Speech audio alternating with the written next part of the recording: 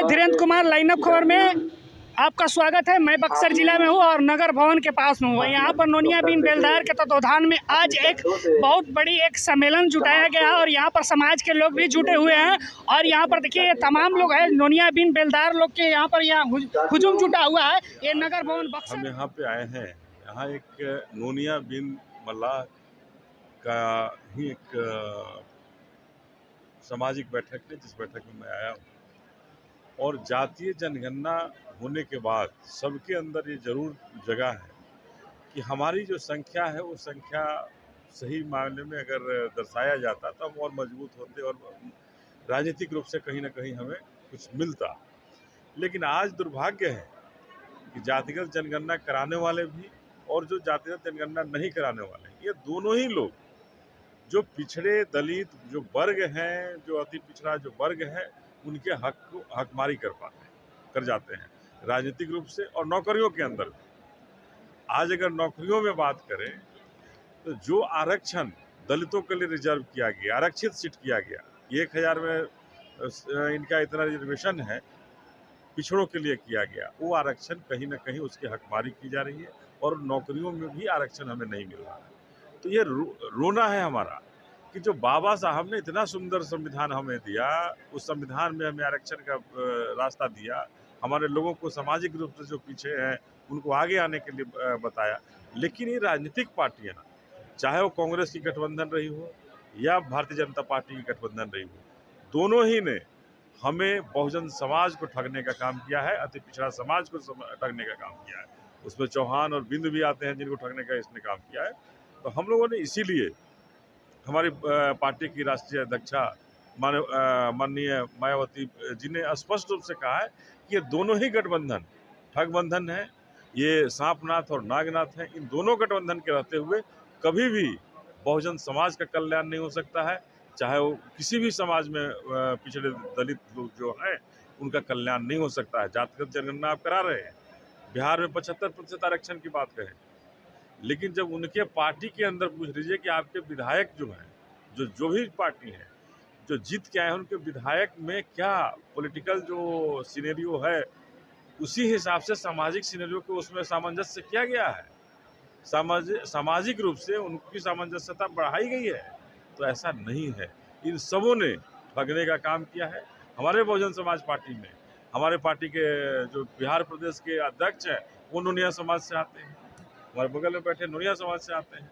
तो बहन जी ने स्पष्ट रूप से अपने पूरा सिस्टम को बहुजन समाज के लिए रखा है, सर्व समाज के लिए रखा है, जिसमें निश्चित रूप से बहुजन समाज के लोगों को, जिनकी संख्या ज़्यादा है, उनको ज़्यादा भाग लिया गया। नीतीश कुमार का जिस तरह से कहा है दर्द अच्छा लग रहा है, कांग्रेस को लेकर के भी उनका अच्छा लग रहा है कि कांग्रेस मजबूती के साथ इंडिया गठबंधन में खड़ी नहीं है, तो क्या लगता है कि लोग बिखर जाएंगे क्या? देखिए, जिनकी बात आप कर रहे हैं, हमें ऐसा लगता है कि वो रिटायर हो चुके हैं और एक उम्र हो गया है, उम्र के ढलान पर है। तो कांग्रेस बिखरे, उनका संगठन बिखरे न बिखरे, मैं उस पर नहीं जाना चाहता हूँ। लेकिन नीतीश कुमार जी जिस तरह से गाहे बगाहे रोज बयान देकर के चर्चा में बने हुए हैं, तो निश्चित रूप से ये अपने आप को सिमट चुके हैं और इनकी मानसिक मनोदशा जो है ये एक ढलान पर है। और कहीं ना कहीं हमें ऐसा लगता है कि ये पीड़ित, कुछ ऐसा रोग से पीड़ित है जिनमें उन्हें याददाश्त नहीं रहता है, कुछ बोलना कुछ चाहते हैं बोल कुछ देते हैं। जो अभी सदन में उन्होंने बोला, आज तक भारत के इतिहास के किसी भी सदन में ऐसा कोई एक साधारण एमएलए वक्तव्य नहीं दे पाया। और एक राज्य के मुख्यमंत्री जो 18 साल से मुख्यमंत्री हैं, उनका वक्तव्य, कल मांझी जी को उन्होंने एक दलित नेता को जिस तरह से अपमानित किया, तो ये ऐसा लगता है कि नीतीश कुमार जी उम्र के ढलान पर हैं और उन्हें निश्चित रूप से इस्तीफा दे देना चाहिए। हम इस्तीफा का सलाह देंगे। उन्हें निश्चित रूप से जिस ऊंचाई को उन्होंने राजनीतिक देखा है, जिस ऊंचाई पर वो रहे हैं, ऐसे व्यक्ति को शोभा नहीं देता है कि आगे इस विपरीत परिस्थिति में, जो स्वास्थ्य के लिए उनके विपरीत है, स्वास्थ्य के साथ उनके साथ विपरीत है, ऐसे परिस्थिति में आगे जाएं। उन्हें निश्चित रूप से अब इस्तीफा देकर के आगे के लिए रास्ता खोलना चाहिए। सर, नोनिया बिन बेलदार का यह सम्मेलन हुआ है, इसमें यहाँ से संकेत क्या देना चाह रहे हैं आप? देखिए, इस सम्मेलन में जिस तरह से पूरे बक्सर के नोनिया बिन समाज के जो लोग यहाँ मजबूती के साथ आए, संतोष चौहान जी हैं, चंदन चौहान जी हैं, मुखिया जी हैं, जयलाल चौधरी जी हैं, तो ये सब लोग हैं, हमारे बगल में प्रदेश अध्यक्ष हमारे बहुजन समाज पार्टी के शंकर महतो जी हैं।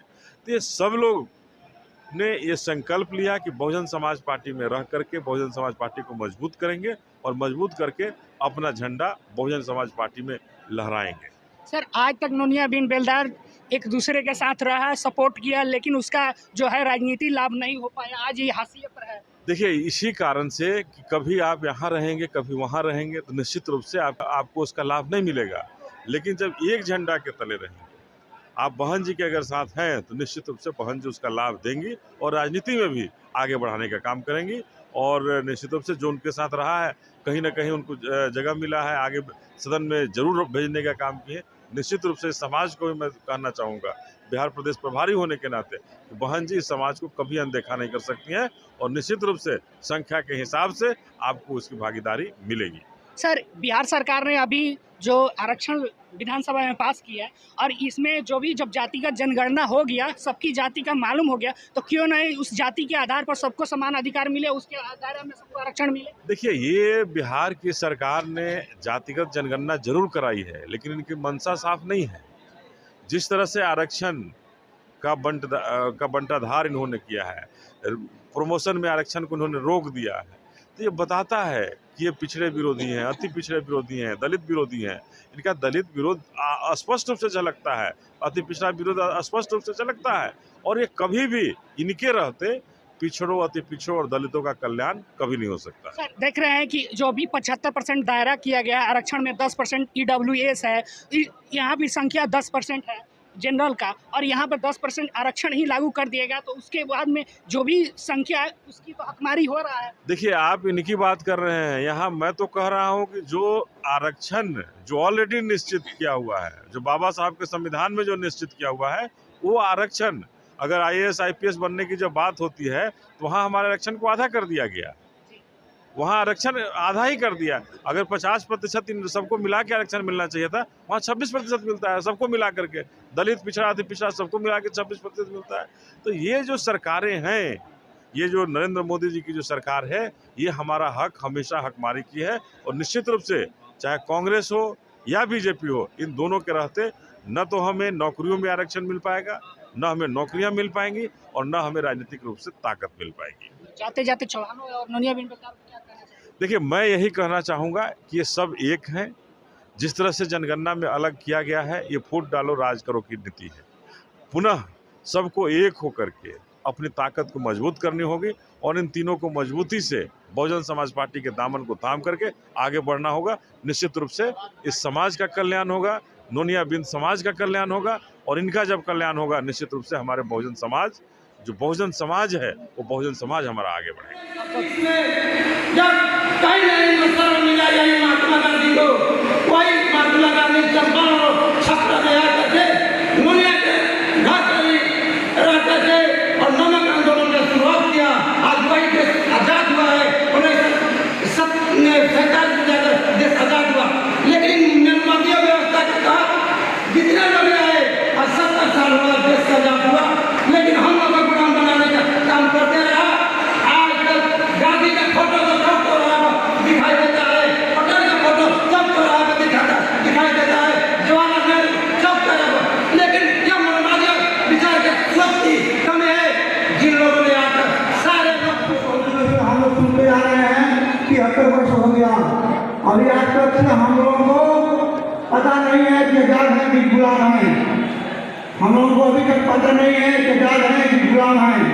लेकिन मैं इतना जरूर कहूँगा, मैं चाहता हूँ कि जितने माँ बहन हमारी आए हैं, जितने भाई बंधु आए हैं, मेरे साथी नौजवान आए हैं, ये सबसे पहले अपने को शिक्षा के माध्यम से अपने भाई परिवार बच्चे बच्चे को शिक्षा लगावे। शिक्षा ही महान भाषा है, शिक्षा ही महान नेता है, शिक्षा ही महान गुणवान की है।